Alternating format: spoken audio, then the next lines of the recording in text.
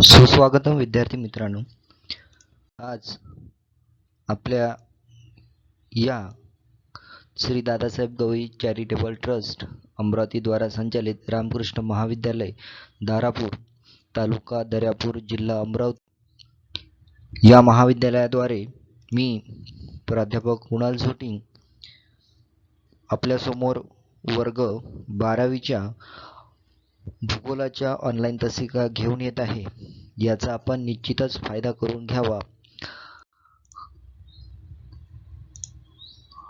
आपल्या वर्ग 12वीच्या विषय भूगोल यातील जी अनुक्रमणिका आहे, या अनुक्रमणिकेमध्ये पहिले जे प्रकरण आहे ते लोकसंख्या भाग 1 असे आहे. लोकसंख्या हे 2 प्रकरणामध्ये विभागले गेले आहे. त्यामधून पहिलं प्रकरण लोकसंख्या भाग 1 व दुसरं प्रकरण आहे लोकसंख्या भाग 2. त्याच्यातलं आपलं जे पहिलं प्रकरण आहे लोकसंख्या भाग 1 त्याबद्दल आपण या तासिकेमध्ये काही चर्चा करणार आहोत. तर सर्वात पहिले आपण भूगोल म्हणजे काय याबद्दल थोडक्यात माहिती पाहू. थोडासा मागोवा आपल्याला या ठिकाणी घ्यायचा आहे, कारण भूगोल तुम्ही अनेक वर्षापासून शिकत आलेला आहात, परंतु नेमकं भूगोल म्हणजे काय, भूगोलाची व्याख्या काय असते आणि भूगोलात कोणत्या गोष्टींचा अभ्यास केला जातो या संदर्भात जर माहिती घेतली तर आपल्याला हे जे प्रकरण आहे लोकसंख्या भाग 1 याबद्दल थोडक्यात माहिती प्राप्त होते. आता नेमकं भूगोल म्हणजे काय, तर भूगोल म्हणजे मानव आणि पर्यावरण. मानव आणि पर्यावरण म्हणजेच नैसर्गिक घटक यातील जे आंतरक्रिया घडून येते, मानव आणि पर्यावरणाच्या संदर्भात जी काही आंतरक्रिया घडून येते त्या होणाऱ्या आंतरक्रियेला भूगोल असे म्हटले जाते. म्हणजे भूगोलाची एकंदरीत व्याख्या अशी सांगता येईल की मानव आणि पर्यावरण यांच्यामध्ये जी होणारी आंतरक्रिया आहे त्या आंतरक्रियेला भूगोल असे म्हटले जाते. आता ही झाली भूगोलाची व्याख्या. त्याच्यानंतर तुम्ही पाहत आहात की भूगोलाच्या 2 शाखा आपल्याला इथे मुख्यत्वे दिसून येतात. भूगोलाच्या 2 शाखा म्हणजे एक झाली प्राकृतिक आणि दुसरी आहे मानवी भूगोल. आता प्राकृतिक भूगोल आपण हा 11वी मध्ये अभ्यासलेला आहे. या प्राकृतिक भूगोलामध्ये निसर्गाशी संबंधित घटक असतात, तर मानवी भूगोलामध्ये मानवाला केंद्रस्थानी ठेवून त्याचा अभ्यास.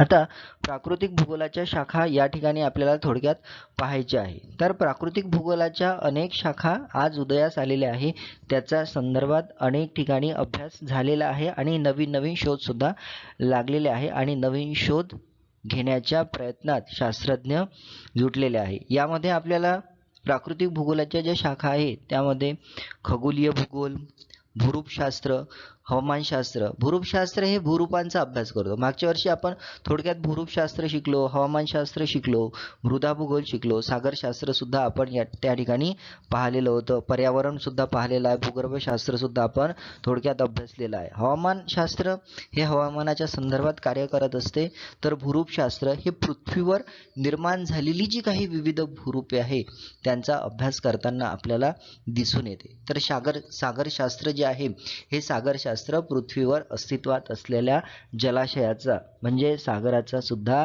अभ्यास त्या ठिकाणी असते. त्यानंतर दुसरी जी शाखा आहे ती आहे मानवी भूगोल. आता या मानवी भूगोलाच्या आपल्याला वेगवेगळ्या शाखा अभ्यासायच्या आहे. त्या शाखा एकूण 4 आपल्याला दिसून येतात. त्याच्यातली पहिली जी शाखा आहे ती आहे सामाजिक भूगोल, दुसरी आर्थिक, तिसरी ऐतिहासिक भूगोल आणि चौथी आहे राजकीय भूगोल. ज्याप्रमाणे प्राकृतिक भूगोलाच्या वेगवेगळ्या शाखा होत्या त्याचप्रमाणे मानवी भूगोलाच्या ह्या 4 शाखा आपल्याला या ठिकाणी पाहायला मिळतात. आता सामाजिक भूगोलाच्या आणखीन 2 उपशाखा पडतात, त्या म्हणजे लोकसंख्या भूगोल आणि वस्ती भूगोल. आता पहा, या ठिकाणी लोकसंख्या भूगोल हे नाव आलेलं आहे, म्हणजेच लोकसंख्या भूगोल हा आपल्याला सामाजिक भूगोलाच्या माध्यमातून म्हणजेच मानवी भूगोलाची शाखा म्हणून अभ्यासायचा आहे. तर त्या ठिकाणी सामाजिक भूगोलाची दुसरी शाखा आहे वस्ती भूगोल. अशा 2 शाखा या सामाजिक भूगोलाच्या अंतर्गत अभ्यासल्या जातात. त्याच्यानंतर आर्थिक भूगोल ही जी एक मानवी भूगोलाची शाखा आहे, त्या आर्थिक भूगोलाच्या एकूण 4 उपशाखा निश्चितपणे आपल्याला पुढे दिसून येत आहे. त्याच्यातली पहिली जी शाखा आहे ती आहे कृषी भूगोलाची. कृषी संदर्भात होणारा अभ्यास हा संपूर्ण कृषी भूगोलात केला जातो. या ठिकाणी एक गोष्ट लक्षात घ्यायची आहे की जमिनीचा अभ्यास, मृदेचा अभ्यास हा प्राकृतिक भूगोलात होतो, परंतु त्या मृदेवर जेव्हा कृषी केली जाते, कृषी कोण करत असतो तर कृषी हा मानव करत असतो, म्हणून त्याचा अभ्यास मानवी भूगोलाच्या अंतर्गत आलेला दिसून येतो. दुसरा आहे औद्योगिक भूगोल. या ठिकाणी सुद्धा मानव केंद्रस्थानी आहे. व्यापारी भूगोल या सुद्धा ठिकाणी मानव आपल्याला केंद्रस्थानी दिसून येतो. त्याच्यानंतर वाहतूक भूगोल सुद्धा मानवाच्या केंद्रस्थानी असलेला दिसून येतो. म्हणजे ही चारही शाखेच्या अंतर्गत मानव आपल्याला कार्यरत असलेला दिसून येतो. त्याच्यानंतर सामाजिक भूगोल. सामाजिक भूगोलाच्या दोन शाखा, लोकसंख्या भूगोल आणि वस्ती भूगोल. या लोकसंख्या भूगोलाच्या माध्यमातून वस्ती भूगोल जी एक शाखा आहे, त्या शाखेच्या पुन्हा दोन शाखा पडतात. त्या म्हणजे पहिली आहे ग्रामीण वस्ती भूगोल आणि दुसरी आहे नागरी वस्ती भूगोल. या दोन्ही ठिकाणचा जर आपण अभ्यास पाहिला किंवा वस्त्यांची रचना पाहिली तर ती आपल्याला वेगवेगळ्या स्वरूपाची दिसून येते. ग्रामीण भागातील घरांची रचना आणि शहरी भागातील घरांची रचना, त्याच्यानंतर रस्ते, वाहतूक या सर्व गोष्टीमध्ये आपल्याला दोन्ही ठिकाणी फरक जाणवतो. त्याचा अभ्यास या दोन शाखेच्या दरम्यान केला जात असतो. या दोनच शाखा नाही तर मानवाचा जसजसा विकास होत गेला, मानवाने आपल्या बुद्धी कौशल्याचा जसजसा विकास केला, तसतशा भूगोलाच्या आणखी नवनवीन शाखा उदयास आलेल्या आपल्याला दिसून येतात. त्या आपल्याला पुढील प्रमाणे दिसून येत आहे. त्यामध्ये पहिली जी शाखा आहे ती आहे साधन संपत्ती भूगोल. नंतर दुसरे आहे विपणन भूगोल. आता साधन संपत्ती भूगोल ही एक शाखा आहे.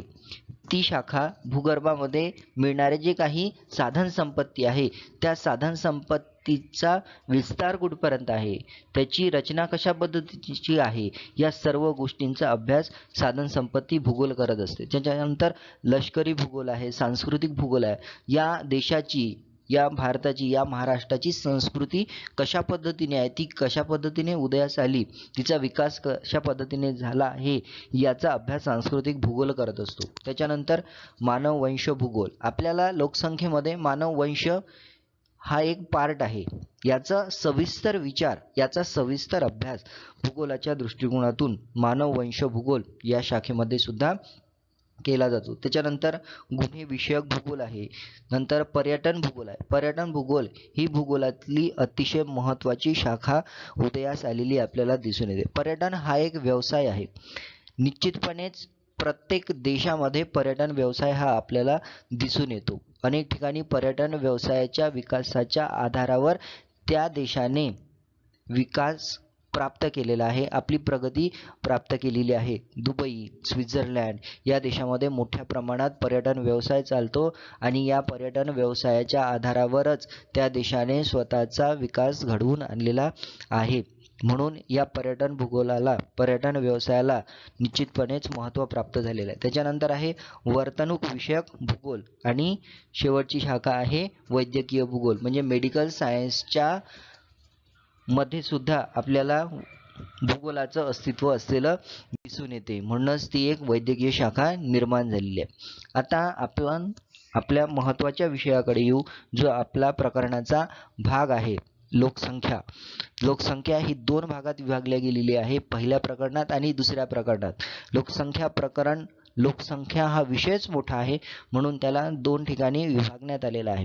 आता लोकसंख्या ही लोकसंख्या भूगोलाच्या माध्यमातून अभ्यासलं जाते. आता लोकसंख्या भूगोल म्हणजे नेमकं काय, तर लोकसंख्या भूगोलाची व्याख्या तुम्हाला पुढे दिसत आहे की लोकसंख्या भूगोल म्हणजे मानव व त्याच्याशी निगडीत असलेल्या सर्व घटकांचा अभ्यास होय. काय म्हटलं इथे, लोकसंख्या भूगोल म्हणजे मानव, एक काय आहे, मानव व त्याच्याशी निगडीत असलेल्या सर्व घटकांचा अभ्यास. मानवाशी निगडीत ज्या ज्या काही घटना आहेत त्या घटनांचा अभ्यास लोकसंख्या भूगोलामध्ये केला जात असतो. आता यामधूनच लोकसंख्या ही अस्तित्वात आलेली आहे. लोकसंख्येची सर्वसाधारण व्याख्या जर पाहिली तर या संपूर्ण जगामध्ये असलेले लोक आणि त्या लोकांची गणना म्हणजेच लोकसंख्या असं आपल्याला सर्वसाधारणपणे म्हणता येईल. परंतु शास्त्रीय पद्धतीने, भौगोलिक पद्धतीने या ठिकाणी त्याची एक व्याख्या केली आहे. ती व्याख्या आपल्याला पुढील प्रमाणे सांगता येईल. एका विशिष्ट प्रदेशात विशिष्ट वेळी आढळून येणारी लोकांची संख्या म्हणजे लोकसंख्या होय. एका विशिष्ट प्रदेशात. मग तो प्रदेश कोणताही घ्या, मग तो प्रदेश आपलं गाव असो, आपला तालुका असो, आपला जिल्हा असो, आपलं राज्य असो, आपला देश असो की आपला जग असो, या प्रत्येकाला एक विशिष्ट प्रदेश म्हटल्या गेल्या. मग तुम्ही तुमच्या गावाची लोकसंख्या घेत आहे तर ती एका विशिष्ट वेळेतच घ्यायची.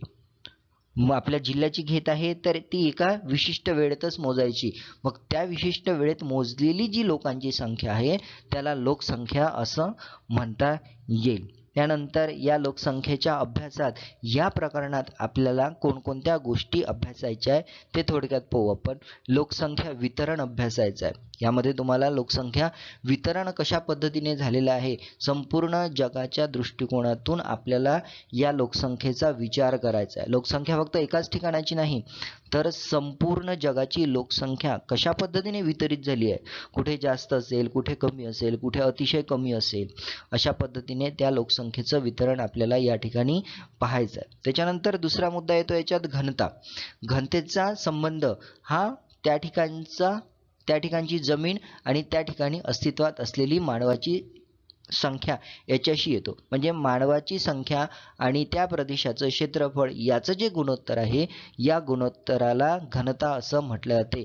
त्या घनताच्या माध्यमातून त्या ठिकाणी लोकसंख्या जास्त आहे काय की कमी आहे की अतिशय कमी आहे, मध्यम स्वरूपाची आहे, कशा स्वरूपाची आहे, पूरक स्वरूपाची आहे काय की अवाढव्य झालेली आहे, याचा अभ्यास आपल्याला या घनतेच्या माध्यमातून करता येत असतो. त्याच्यानंतर आकृतिबंध आहे. त्याच्यानंतर लोकसंख्या वाढ आहे. लोकसंख्या वाढ नेमकं कशाला म्हणायचं?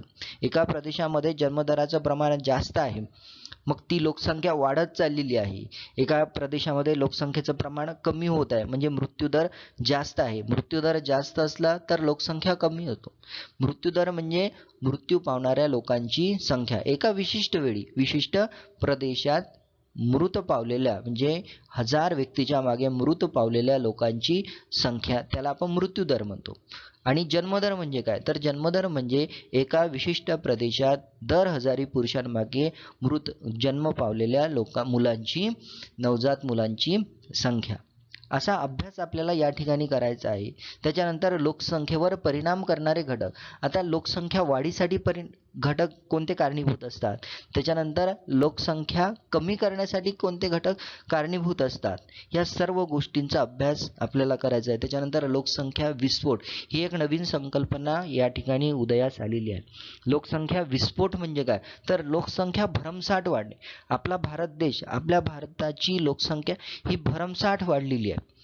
म्हणजेच लोकसंख्येचा विस्फोट या भारत देशामध्ये आपल्याला झालेला दिसून येतो. आता तो का बरं झाला, कशा पद्धतीने झाला, कुठे झाला, याच्या मागची कारणे काय आहे आणि हा लोकसंख्या विस्फोट कशा पद्धतीने आपल्याला थांबवता येईल, त्याच्यावर दबाव टाकता येईल किंवा तो थांबण्यासाठी कोणकोणते प्रयत्न करता येईल, अशा पद्धतीने लोकसंख्येच्या पहिल्या प्रकरणामध्ये आपल्याला पाहायचं आहे. आता लोकसंख्या ही उपयोगाची आहे की नाही, त्यासाठी लोकसंख्येला नैसर्गिक साधन संपत्ती असं संबोधलं गेलं आहे. आता नैसर्गिक साधन संपत्ती आपल्याला माहीत आहे की सोने, चांदी, लोखंड, तांबे, विविध प्रकारचे गॅसेस, वायू, खनिज तेल ही काय आहे नैसर्गिक साधन संपत्ती आहे. परंतु या ठिकाणी एक नवीन मुद्दा आलेला आहे, लोकसंख्या. या लोकसंख्येला काय म्हटलं आहे, नैसर्गिक साधन संपत्ती असं म्हटलं गेलं. आता लोकसंख्येला नैसर्गिक साधन संपत्ती कशा पद्धतीने म्हणायचं, लोकसंख्या म्हणजेच मानव, म्हणजे मानवाला काय म्हटलं गेलेलं आहे, नैसर्गिक साधन संपत्ती. त्याचे कारण सुद्धा आपल्याला खाली दिलेले आहे. पहा काय म्हटलं आहे, मानव आपल्या बुद्धी कौशल्याच्या जोरावर नैसर्गिक साधन संपत्तीचा उपयोग करून त्यातून आर्थिक उत्पादने निर्माण करतो. एक गोष्ट लक्षात घ्यायची की जोपर्यंत साधन संपत्तीचा उपयोग मानव घेत नाही किंवा त्या साधन संपत्तीचा उपयोग मानवासाठी होत नाही तोपर्यंत तिला साधन संपत्ती म्हणता येत नाही. म्हणून या ठिकाणी ज्या मानवाने आपल्या बुद्धी कौशल्याच्या जोरावर नैसर्गिक साधन संपत्तीचा उपयोग करून त्यातून आर्थिक उत्पादने निर्माण केली. आर्थिक उत्पादन निर्माण करणे म्हणजेच त्यातून आपल्या गावाचा, राज्याचा, तालुक्याचा, देशाचा विकास घडवून आणणे होय. म्हणजेच विकास झाला म्हणजेच नैसर्गिक साधन संपत्ती एक संसाधन म्हणून त्याच्याकडे पाहिल्या जाते. दुसरं कारण सांगितलं आहे राष्ट्राचे सार्वभौम संरक्षण व राष्ट्राच्या सर्वांगीण विकास घडवून आणण्यासाठी लोकसंख्येला महत्त्वाचे स्थान असते. म्हणजे लोकसंख्या काय करते? सार्वभौमत्व निर्माण करते, देशाचं संरक्षण करते आणि राष्ट्राचा सर्वांगीण विकास करत असते. या मानवाने आपल्या बुद्धीच्या आधारावर संरक्षण निर्माण केलं, वेगवेगळ्या प्रकारची तंत्रज्ञानाचा वापर केला, तंत्रज्ञानाची निर्मिती केली आणि त्याच आधारावर स्वतःचं आणि या राष्ट्राचं संरक्षण करण्याची जबाबदारी त्याने स्वीकारली असलेली आपल्याला दिसून येते. म्हणूनच मानवाला एक संसाधन असं म्हटल्या गेलेलं आहे. त्याच्यानंतर आपल्याला लोकसंख्या वितरण थोडक्यात पाहायचं आहे. लोकसंख्येचं वितरण या पृथ्वीवर कशा पद्धतीने आहे ते आपल्याला इथे जाणून घ्यायचं आहे. आता पहिला जो भाग आहे लोकसंख्येची प्रादेशिक क्षेत्रीय विभागणी म्हणजेच लोकसंख्या वितरण होय. लोकसंख्या वितरणाची थोडक्यात व्याख्या दिलेली आहे की लोकसंख्येचे क्षेत्रीय विभागणी, क्षेत्रीय म्हणजे क्षेत्रानुसार, प्रदेशानुसार त्याची विभागणी कशा पद्धतीने झाली आहे, ही विभागणी पाहण्याचा जो काही अभ्यास असतो त्याला लोकसंख्या वितरण असं म्हटल्या गेलेलं आहे. त्याच्यानंतर दुसरं आहे जागतिक लोकसंख्येचे वितरण फारच असमान आणि विषम दिसून. जागतिक लोकसंख्या म्हणजे जगाच्या पातळीवरची लोकसंख्या, म्हणजे संपूर्ण जगाच्या लोकसंख्येचा जर विचार केला, मग जगाचा लोकसंख्येचा म्हणजे जगामध्ये जेवढे काही देश असेल तेवढ्याही देशातील लोकसंख्येचा जर आपण विचार केला तर एका देशाची लोकसंख्या दुसऱ्या देशाच्या लोकसंख्येपेक्षा अतिशय असमान किंवा विषम स्वरूपाची असलेली दिसून येते. ती सारखी कुठेही दिसून येत नाही. म्हणजेच एका ठिकाणी दोन्ही प्रदेश जर सारखे स्वरूपाचे असेल, त्याचं क्षेत्रफळ जरी सारखं असेल तरी पण त्या ठिकाणी लोकसंख्या ही दिसून येत नाही. त्याच्यानंतरचा एक भाग लक्षात घ्यायचा आहे की जगाचा 50% भाग मानवविरहित आहे. जगाचा 50% भाग हा संपूर्णपणे मानवविरहित, म्हणजे त्या ठिकाणी मानवाचा कोणताही अंश असलेला आपल्याला दिसून येत नाही. जगाचा 50% भाग. मग राहिलेला 50% भागामध्ये 25% जो भाग आहे या ठिकाणी अतिशय विरळ स्वरूपाची लोकसंख्या आपल्याला दिसून येते. म्हणजे लोकसंख्या आहे परंतु ती अतिशय विरळ स्वरूपाची असलेली, म्हणजे विखुरलेल्या स्वरूपात असलेली दिसून येते. आणि उरलेला जो 25% भाग आहे या 25% भागावर अतिशय दाट स्वरूपाची लोकसंख्या आपल्याला दिसून येते. म्हणजे एकंदरीत विचार करता फक्त जगाच्या 50% भागावर लोकसंख्या वितरित झालेली आहे, बाकी 50% भागावर लोकसंख्या आपल्याला दिसून येत नाही. त्याच्यानंतर गोलार्धानुसार व खंडानुसार सुद्धा लोकसंख्येत भिन्नता आहे. आता दोन गोलार्धाचा जर विचार केला, म्हणजे पृथ्वीवर जे गोलार्ध आहे उत्तर गोलार्ध आणि दक्षिण गोलार्ध याचा जर विचार केला तर या दोन्ही गोलार्धामध्ये लोकसंख्येत आपल्याला भिन्नता किंवा विषमता दिसून येते. आता दोन गोलार्धानुसार कशी विषमता दिसून येते? उत्तर गोलार्धात खंडाचं प्रमाण जास्त आहे, म्हणजे जमिनीचं प्रमाण जास्त आहे, तर दक्षिण गोलार्धामध्ये पाण्याचं किंवा सागराचं प्रमाण जास्त आहे. सागरावर वस्ती स्थापन करता येत नाही. वस्ती जर स्थापन करायची आहे तर त्यासाठी स्थायी स्वरूपाची जमीन आवश्यक असते. मग या उत्तर गोलार्धामध्ये दक्षिण गोलार्धापेक्षा लोकसंख्या निश्चितपणेच आपल्याला जास्त दिसून येते. त्यानंतर खंडानुसार सुद्धा लोकसंख्येत भिन्नता आढळून येते. आता ही खंडानुसार जी लोकसंख्या आहे ती आपल्याला पुढे सर्कलच्या माध्यमातून, विभाजित वर्तुळाच्या माध्यमातून अभ्यासायची आहे. म्हणजे जगात एकूण 7 खंड जर आहे तर त्या 7ही खंडामध्ये लोकसंख्येचं प्रमाण, लोकसंख्येचं विभाजन आपल्याला वेगवेगळ्या स्वरूपात दिसून येते. आता पुढे पाहू आपण खंडांतर्गत भूमीची टक्केवारी. या ठिकाणी विभाजित वर्तुळ दिलेलं आहे. विभाजित वर्तुळामध्ये संपूर्ण जगामधले जे 7 खंड आहे या 7 खंडाचं भूमीची टक्केवारी दिसून येते. या ठिकाणी लोकसंख्या दिलेली नाही, फक्त फक्त 7 खंडाने किती टक्के भूमी, किती टक्के जमीन व्यापलेली आहे ते आपल्याला या ठिकाणी दिसून येते. आता खंड पहा किती आहे. आफ्रिका, अंटार्क्टिका, आशिया, उत्तर अमेरिका, दक्षिण अमेरिका, युरोप आणि ऑस्ट्रेलिया असे एकूण 7 खंड आहे. याच्यातला पहिला जो खंड आहे आफ्रिका खंड, आफ्रिका खंडाने एकूण जमिनीपैकी 20.40% क्षेत्रफळ व्यापलेलं आहे. म्हणजे आफ्रिका खंडाने जगाच्या एकूण 20.40% क्षेत्र जमिनीने व्यापलेलं आहे. दुसरा खंड आहे अंटार्क्टिका खंड. या अंटार्क्टिका खंडाने 9.20% क्षेत्र व्यापलेलं असलेलं दिसून येते. आता अंटार्क्टिका हा खंड 20.9% क्षेत्र जरी व्यापत असला तरी या ठिकाणी मानवाची वस्ती आपल्याला दिसून येत नाही. याचं कारण असं आहे की याची जी पृष्ठभूमी आहे, याचा जो पृष्ठभाग आहे हा संपूर्ण पृष्ठभाग बर्फाच्छादित आहे. म्हणजे संपूर्ण भागावर बर्फ आच्छादलेला आहे, म्हणून या बर्फाच्या ठिकाणी मानवाला वस्ती करता येत नाही, आपली उपजीविका सुद्धा भागवता येत नाही. म्हणून हा संपूर्ण प्रदेश मानवविरहित असलेला आपल्याला दिसून येतो. त्याच्यानंतर आशिया खंड आहे. आशिया खंडाने एकूण भूमीचा 29.20% भाग व्यापलेला आहे. नंतर उत्तर अमेरिका खंडाने 16.5% भाग व्यापलेला दिसून येतो. त्याच्यानंतर दक्षिण अमेरिका खंड आहे. या दक्षिण अमेरिका खंडाने जगाच्या एकूण भूमीपैकी 12% क्षेत्र व्यापलेलं आहे. म्हणजे आफ्रिका, अंटार्क्टिका, आशिया, उत्तर अमेरिका, दक्षिण अमेरिका तसेच युरोप या खंडांतर्गत भूमीचा भाग हा 6.80% व्यापलेला दिसून येतो. इथे फक्त लक्षात ठेवायचं की ही जी टक्केवारी आहे ही लोकसंख्येची टक्केवारी नसून फक्त त्या खंडाने किती टक्के भूमी व्यापलेली आहे ते आपल्याला दिसून येते. नंतर शेवटचा आहे ऑस्ट्रेलिया खंड. या ऑस्ट्रेलिया खंडाने जगाच्या एकूण 5.90% क्षेत्र भूमीचं व्यापलेलं दिसून येते. हे विभाजित वर्तुळाच्या माध्यमातून आपल्याला या ठिकाणी दिसून येत आहे. त्याच्यानंतर आपल्याला पाहायचं आहे की लोकसंख्या वितरणाची टक्केवारी. आता खंडानुसार जे आपल्याला आपण या अगोदरच्या सर्कलमध्ये पाहिलं होतं, विभाजित वर्तुळामध्ये भूमी पाहिली होती, खंड पाहिले होते, त्या खंडानुसार लोकसंख्येचं वितरण टक्केवारीमध्ये कशा पद्धतीने झालेले आहे ते पाहायचं आहे. आता पहिला आहे आफ्रिका खंड.